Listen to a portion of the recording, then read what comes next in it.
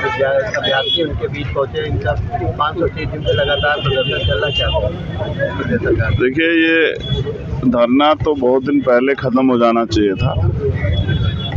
अभ्यर्थियों की जो मांग है वो जायज मांग है, उनके साथ अन्याय हुआ है। मैंने पहले भी कहा था, जब 2022 विधानसभा चुनाव से पहले आंदोलन चल रहा था, उन्होंने बहुत मेहनत की, सब लोगों को मजबूर किया कि वो यहाँ आए, इनकी बात रखें। तब सरकार ने इनकी बात को मान भी लिया था, 68 नियुक्तियां रिलीज भी कर दी थी, उसकी लिस्ट भी जारी कर दी थी। अब कोर्ट का जजमेंट भी मैंने पढ़ा, जजमेंट भी ये कह रहा है कि ऑनरेबल कोर्ट ने भी ये कहा कि भाई आप पुराने लोग जो संशोधित लिस्ट है उसको भी रख लो, इसमें मिस्टेक्स हैं, और इसको भी रख लो, जिन लोगों ने जो वर्किंग कर रहे हैं उनको भी रखो, लेकिन इनको भी रखो जो लोग जिनकी नियुक्ति आपने जारी की है। अब इन सब की करने की जिम्मेदारी ना तो ताकत मेरे हाथ में ना इनके हाथ में, वो सब ताकत है सरकार के हाथ में। जब सरकार ही ना करना चाहे, सरकार ही चोरी करने पे, डकैती करने पे उतारू हो जाए, तो फिर कहाँ से न्याय होगा। ये तो मुख्यमंत्री के बाएं हाथ का एक कलम चलानी है उनको, और ये काम हो जाएगा। लेकिन 500 से ज्यादा दिन हो गए इन बच्चों को बिलखते हुए, तड़पते हुए, घर छोड़ के आप पड़े हुए हैं। 530 दिन हो गए हैं। आप समझिए, वही लोग हैं जो सरकार बनाते हैं, ये वही लोग हैं जिनके घरों पे वोट मांगने जाते हैं, जिनके पैर छूते हैं, जिनको रिश्तेदार बताते हैं, जिनके पैर दबाते हैं, जिनके साथ बैठ के खाना खाते हैं। मगर 530 दिन से प्रदेश की राजधानी में बच्चे लड़ रहे हैं और सरकार गूंगी बहरी बनी बैठी है। स्पष्ट है कि वो इनको देना ही नहीं चाहती। अब आप ये सोचो, जिनके हाथ में, जिन्होंने मेहनत की है और जिनके हाथ से उनका नियुक्ति पत्र छीन लिया गया है, वो कैसा महसूस कर रहे होंगे। जब भी ये जाते हैं भाजपा के दफ्तर के पास या भाजपा के मंत्रियों से मिलने के लिए, सरकार उनके तो लाठियों से पीटते हैं।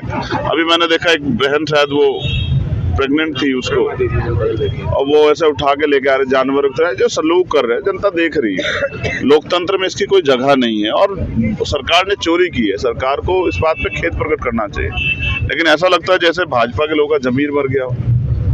मुझे भाजपा के मुख्यमंत्री से जो वर्तमान से कोई तकलीफ नहीं है, उसका कारण ये है कि वो तो करेंगे, ये तो लंबे समय से अन्याय होता है।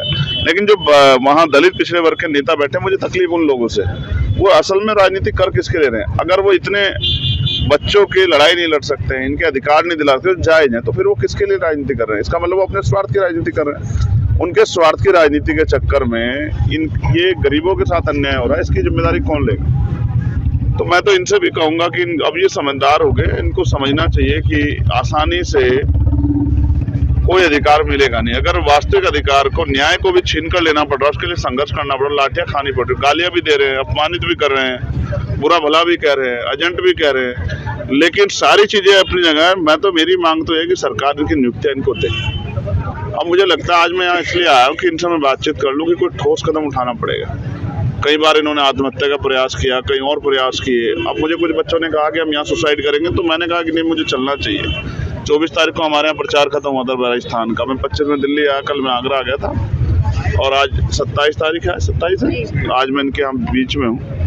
कल हमने संविधान को बचाने का संकल्प लिया, उसको लागू कराने का संकल्प लिया। उस संकल्प का यही मतलब है कि किसी के साथ अन्याय ना हो। लेकिन देश के सबसे बड़े प्रदेश में अगर अन्याय हो रहा है दलित पिछड़े वर्ग के बच्चों के साथ, हमारी बच्चियों बहनों के साथ, तो चुप रहना ठीक नहीं है। तो आज हम बैठ के बात करेंगे कि हमें क्या करना है, और एक बढ़िया प्लान बना के हम लोग करेंगे। लेकिन इस बार जो संघर्ष होगा वो आर पार का होगा, क्योंकि अगर इनको रोज रोज इन हालातों में देखना कठिनाई भरा है, और इनको मारपीट, इनके साथ इनका अपमान होते नहीं देखा जा सकता। अब कुछ बड़ा करेंगे, ऐसा करेंगे कि सरकार को मजबूर होकर इनको नियुक्ति देनी पड़े। ठीक है।